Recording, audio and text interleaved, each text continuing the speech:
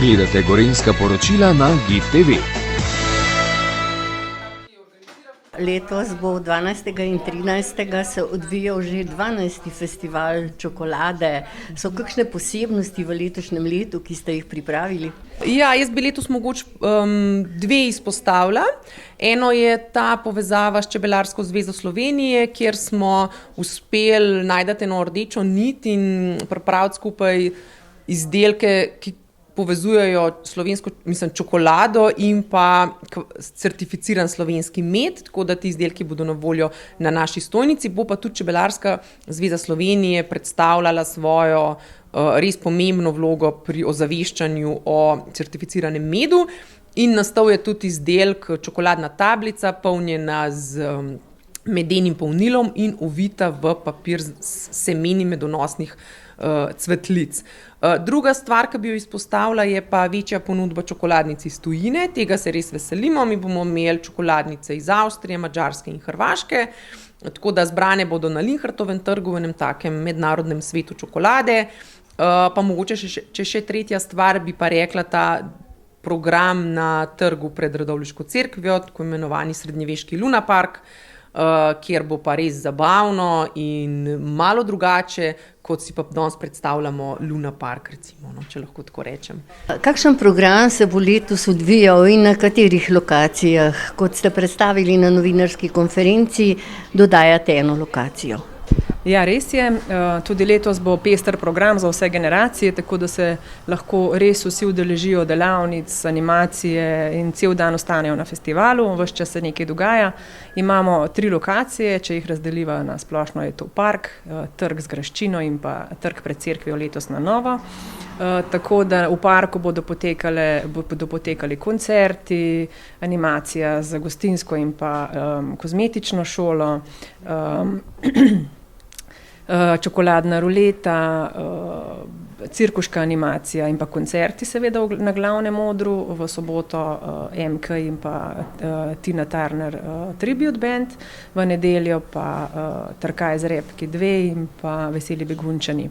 Na trgu pred cerkvijo se bodo predstavile tuje čokoladnice, letos jih prihaja kar 5, tako iz Hrvaške, Avstrije in Madžarske. Potem pa v Graščini potekajo kuharske delavnice, take interaktivne z Juretom Pavličem in pa Brino Kobal iz Masterchefa, pa z Vitovi Bihal bodo veganske delavnice in pa potem še spajanje džina in čokolade, pa kave in čokolade v koktel baru, ki je tudi novost letos v baročni dvorani, pa ustvarjalne delavnice za otroke. Na trgu pred cerkvijo bo pa tak srednjeveški Luna Park, smo ga poimenovali, in sicer bomo imeli 2 lesena vrtiljaka in pa lokostrelski kotiček, poslikava obraza, in tam se bo predstavil tudi letošnji partner dogodka, to je Čebelarska zveza Slovenije, z medom, svečami in svojimi izdelki. In kakšna je letošnja vstopnina? Vstopnina je samo za starejše od 18 let, in sicer 6 €, otroci imajo brezplačen vstop. No, letos pa ponovno čokoladna ruleta iz prave čokolade? Res je, čokoladnica Molene je tudi letos izdelala po, mislim, da 2 letih za nas zopet čokoladno ruleto, na kateri se bodo obiskovalci lahko merili ves čas festivala, in sicer bodo na ruleto postavljali čokoladice v različnih barvah in v primeru, da bodo uspešni, tudi osvojili lepe nagrade. In kako je s parkirišči?